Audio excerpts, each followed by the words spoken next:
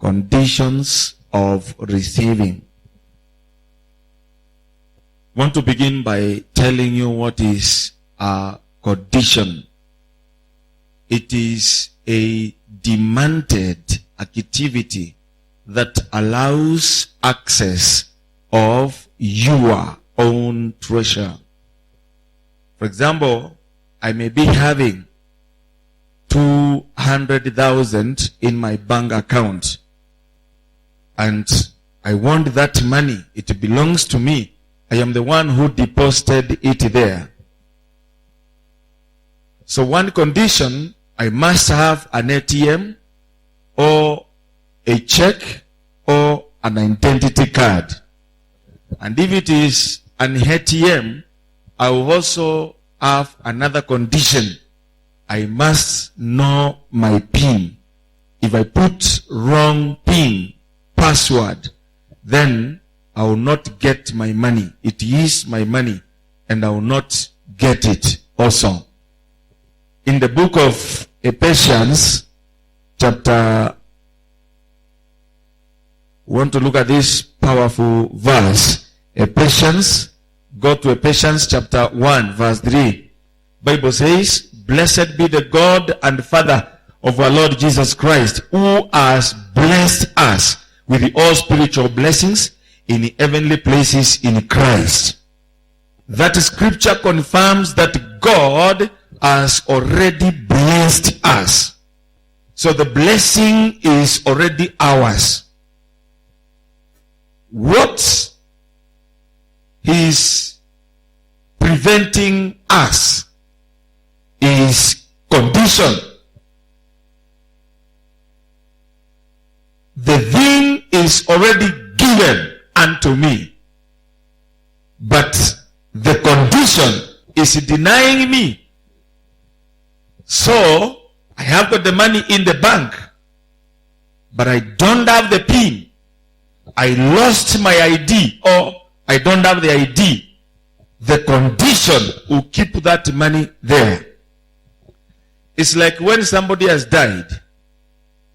If you have died, let's say you died today, and then your children are left there, 4 or 5 of them, and they want to claim money that you left in any bank, then the bank will say, bring birth certificates.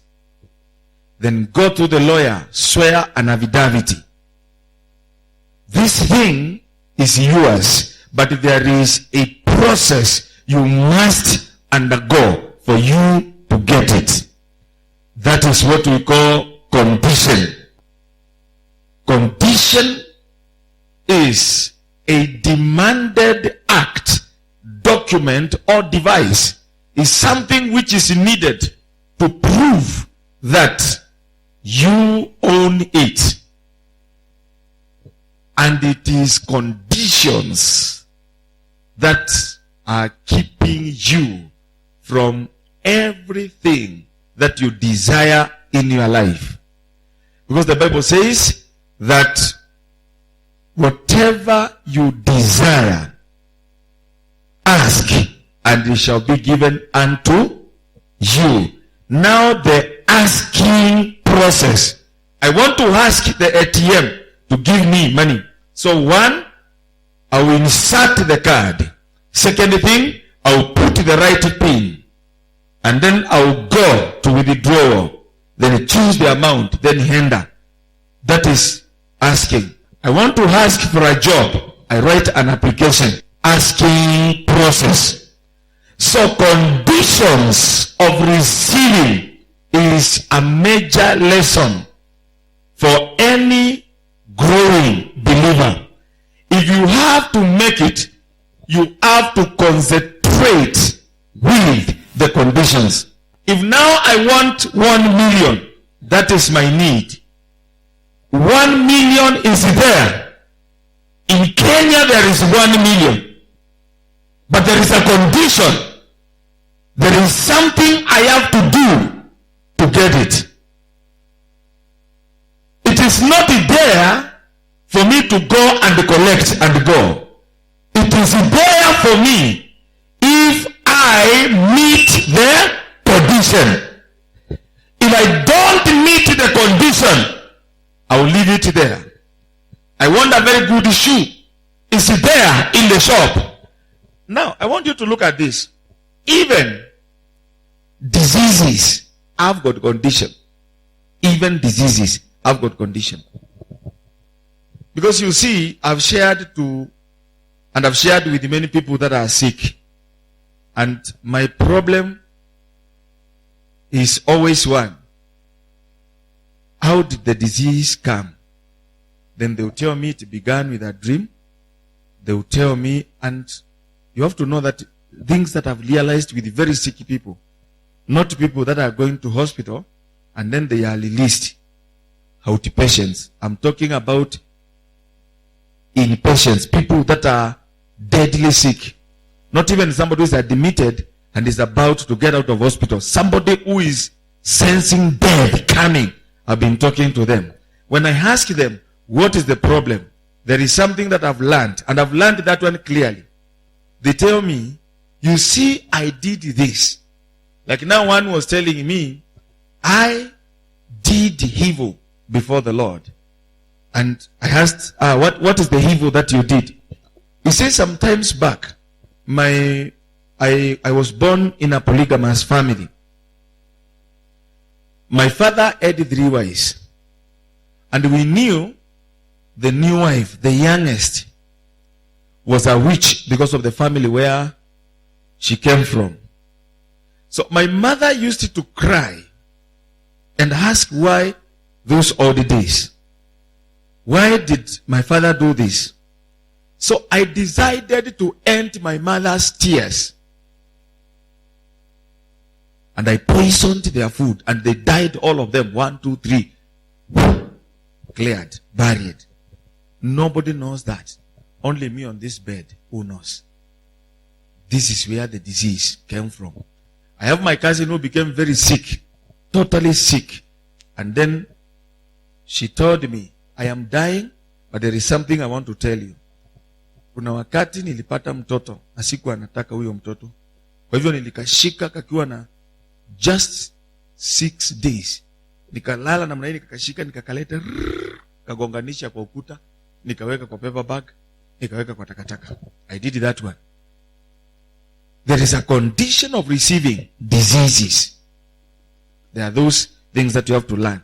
There is also condition of receiving plenty and condition of receiving good health. So it is your work to sit down and evaluate why things are not working, or why things are working in a wrong way. What condition did I meet? What password did I dial to get this? Conditions of receiving. As I was teaching yesterday, I told you about condition of receiving abundance.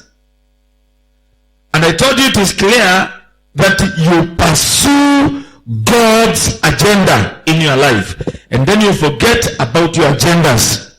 Matthew chapter 6, verse 33. That is a condition. Now, 2 born again people. This one is a friend of God. I am also a friend of God. I can receive abundance when the other one is not receiving, because I am meeting the condition. I am pursuing the condition. I am concerned with the condition. What can I do to access what is promised? The word if applies there. In the Bible, you notice this word many times. If,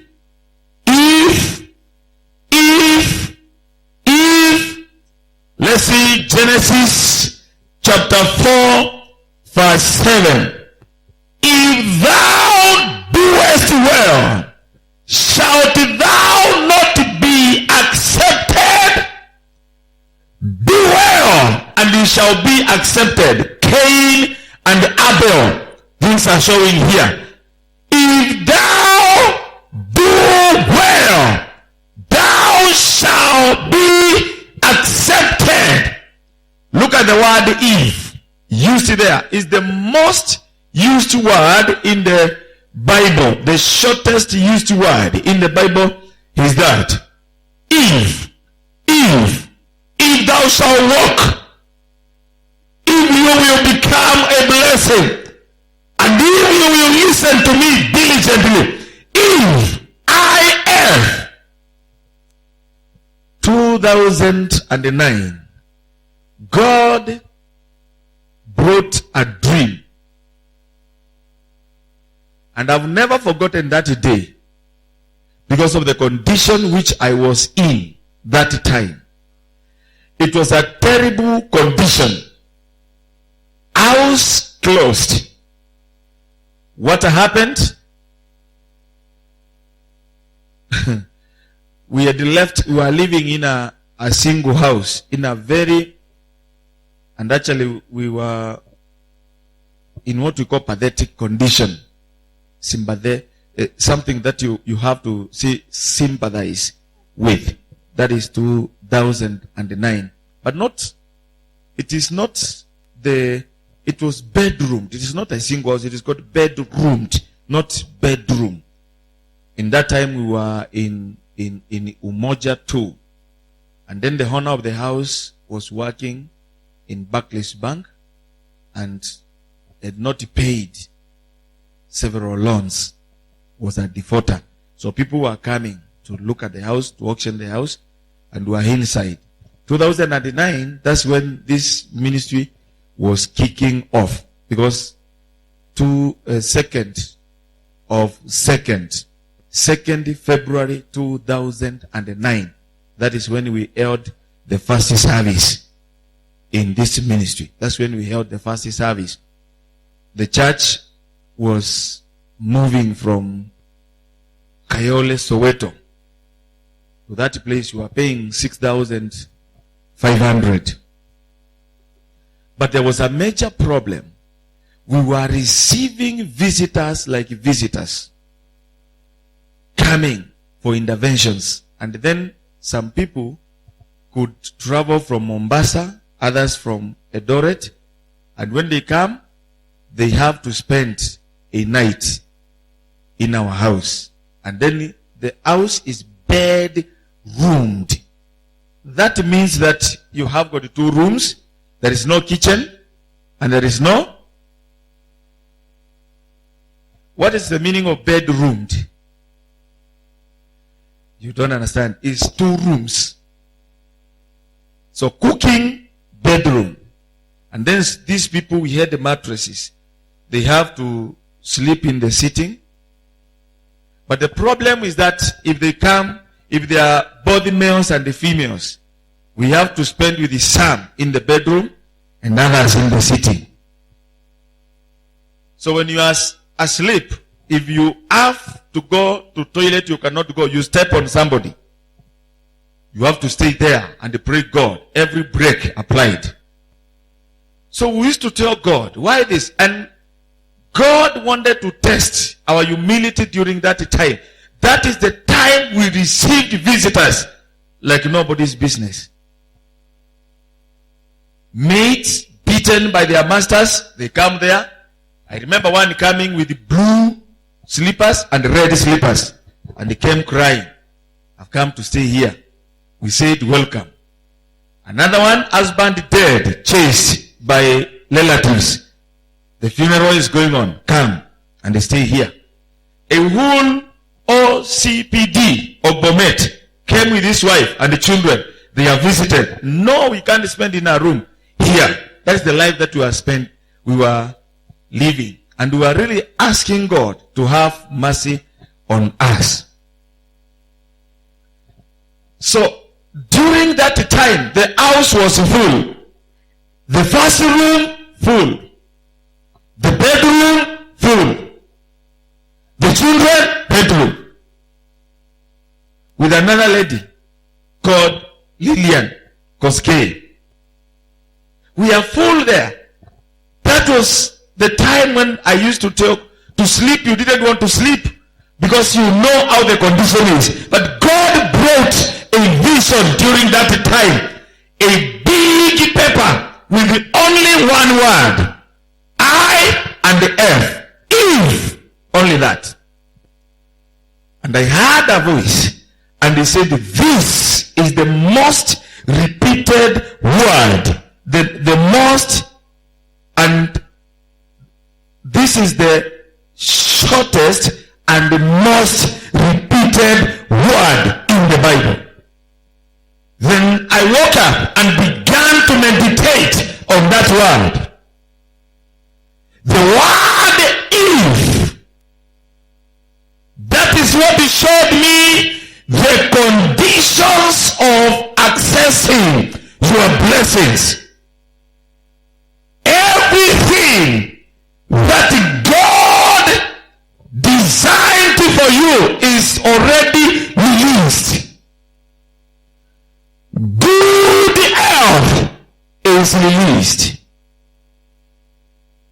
Stop calling things from heaven. They are already with you. Good finances are already with you. Because I remember the following day, I was seeking the face of God diligently to know why our condition was that way. And God said something. If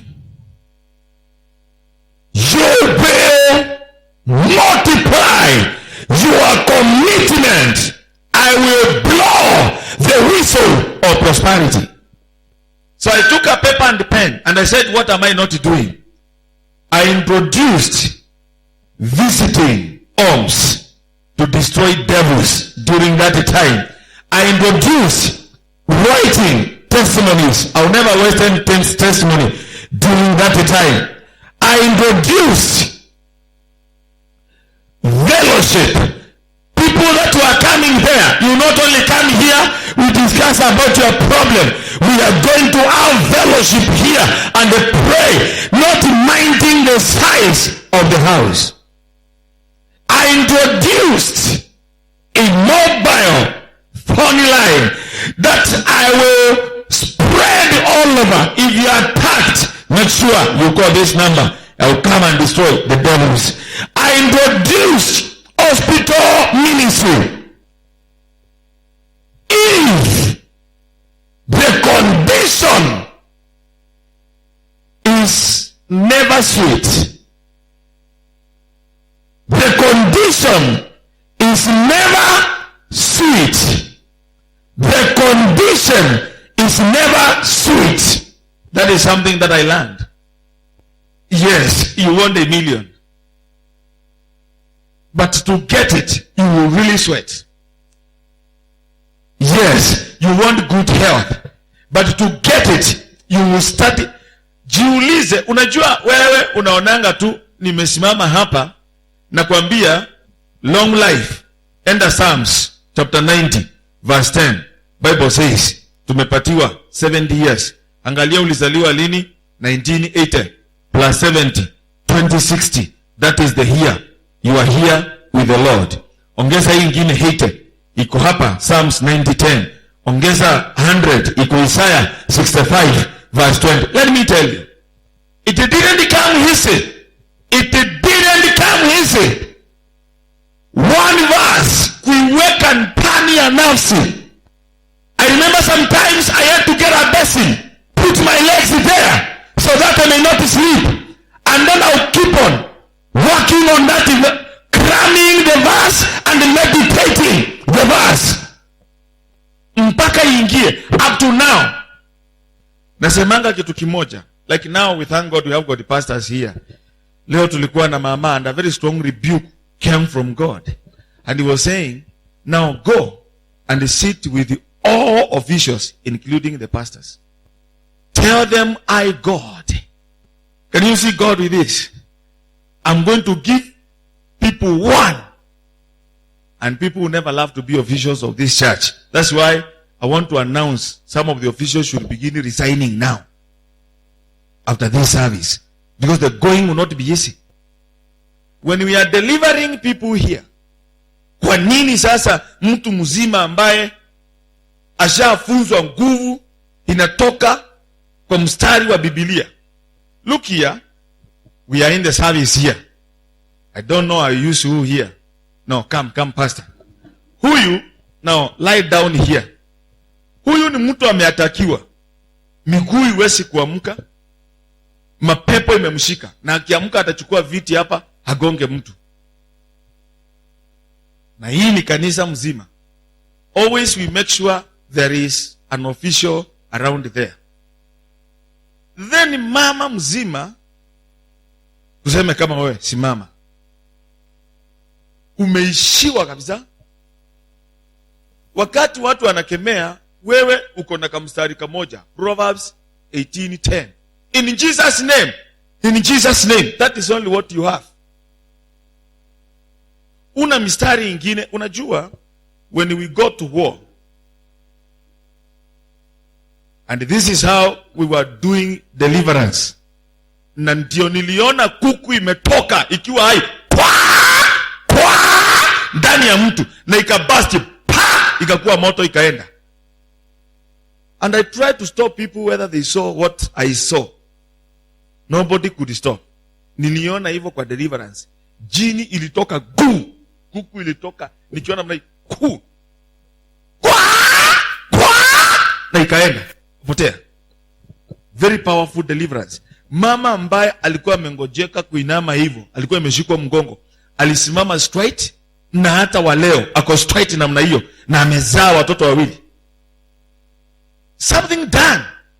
Because the people there hawakukuwa wameishiwa.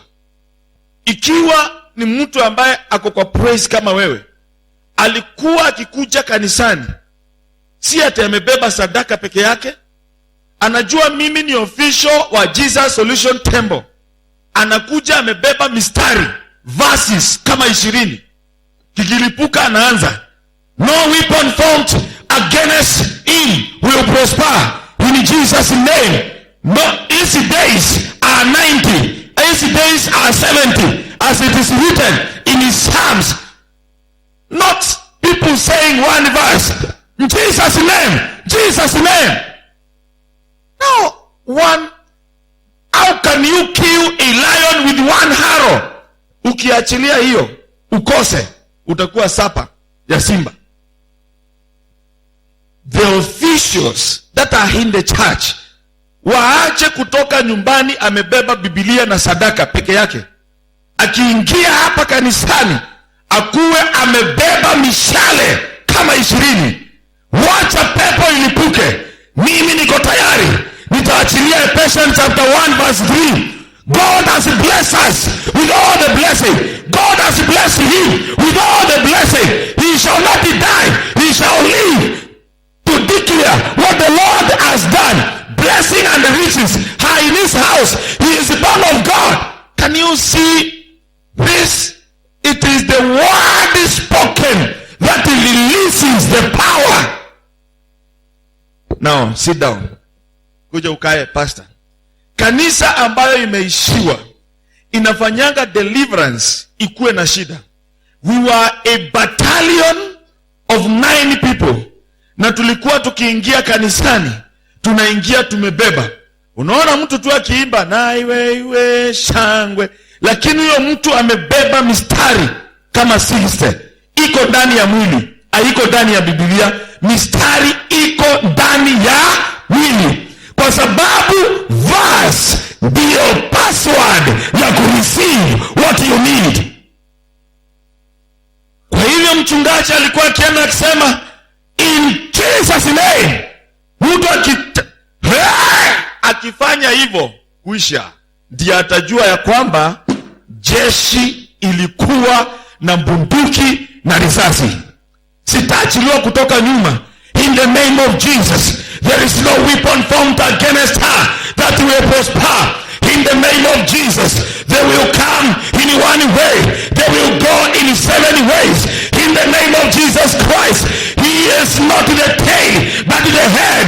In the name of Jesus Christ, he is blessed as he comes, as he goes. In the name of Jesus Christ, itaachiliwa hiyo pepo, hata kutakuwa na strong Let me tell you, kuna mahali kanisa ilikuwa kama hapa. Now officials tulikuwa tumetrain ya kwamba nguvu imeachiliwa na hiko kwa mstari ambao uko ndani yako. Ukiuachilia, pepo aina jengine. Devils will never respect noise. They respect the word of God. Because the word of God is like armor. It armors. So we went the battalion. We were now 3 groups. And we were 21 in number. Well equipped. We are not there to be a leader. We are not there to be called a praiser. Apart. Siko hapo to unify uniform. Siko hapo niitwe kiongozi wa mama. Sitaki chochote hapo. Niko hapo kwa sababu nimebeba silaha. Nangojea pepo ifanye fujo ione. That's how I am. Kwa hivyo wakati nitasikia patch na nguvu ianze kuangusha mtu,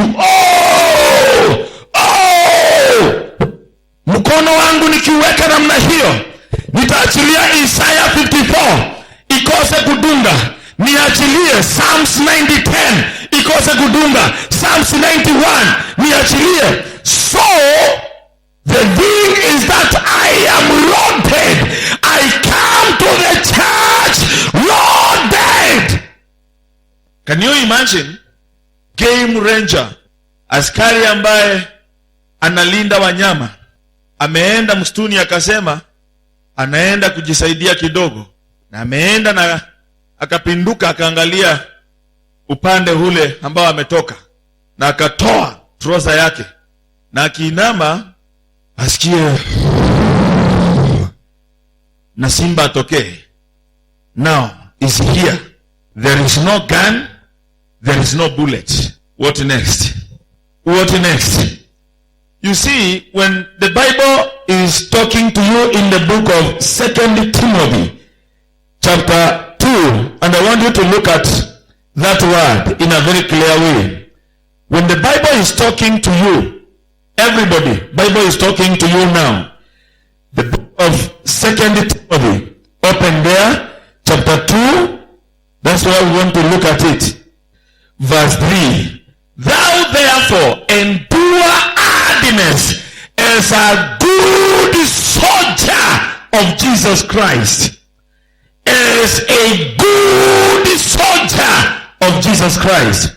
The Bible is calling you a good soldier, meaning that we have bad soldiers, useless soldiers, and quality soldiers. A good soldier, hata wakati, let's say the soldier is in Somalia, hata wakati anaenda kwa toilet, anatoa trouser yake na anaweka namna hii, anaendelea. In the case of anything, anaachilia risasi. Praise Jesus Christ.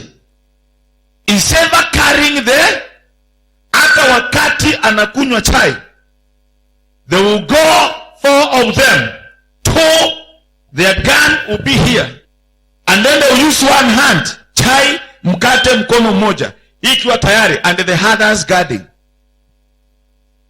A good soldier is someone who is alert with loaded ammunitions. But now you come to the church, you are carrying the Bible, you are carrying the whole thing, and you are not carrying a word. You don't have the sword. And then you have come here, and the devil worshiper comes, and the devil worshiper knows very well. The people that are here in this church, they know anything during deliverance. They know any verse. Proverbs 18:10. The name of the Lord is a strong tower. The righteous will run in there. Let me tell you, the sons of Sceva, they knew only that verse. In Acts of Apostles, they went to rebuke a demon, and they said, in the name of Jesus. They knew only that. They didn't have another weapon. The demon said, yes, we know Jesus, and we also know Paul, but who are you? They didn't have another verse. Actually, moja angesema, We are the ones. We are gods. Psalms 82 verse 6. Born of God. We are the chosen generation, royal priests. If they had enough verses, they could have destroyed the devils. But they had one verse. And after releasing that verse, they were quiet now. They don't know another. The devils began to attack them. Walitoka hapo bila nguo. Jamaa anakimbia. Now who was mad? The madman and them. All of them were mad. This church must be rich in the word of God.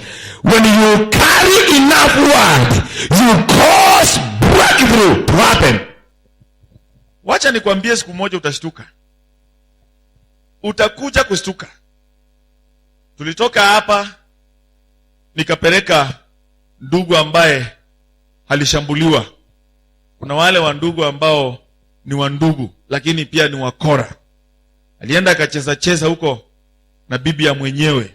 Jamaa akaenda akaachilia madawa. The man became impotent. And then his mother akakuja kwa nyumba. We were not in a ministry. They said, help this person. And I told him, I'll take you to the pastor. He is at home. Na nikampeleka. And then jamaa akaenda akaombewa. The man was healed. And then that is not the story. The thing is, wakati nilimpeleka kwa pastor, ilikuwa during my curse time. Kuna wakati ambao nilikuwa nimelaaniwa na Mungu ya kwamba nguvu zake hazitafanya kazi maishani mwangu for 10 years, 1998 up to 2008. So the pastor knew that I was operating under curse and I was not allowed to enter his house because I could infect the house with the curse. So if I have to take you to the pastor, I had to spend in a watchman's small room. And I was comfortable with it. Because most of you don't know that I got an accident that cleared 46 people. And we survived 15. And that was the cause. I was warned by God August 1998. And I was told properly, do not go. And I traveled. A Kamba bus got an accident. Then people died. And God pronounced a curse on me. And withdrew his power.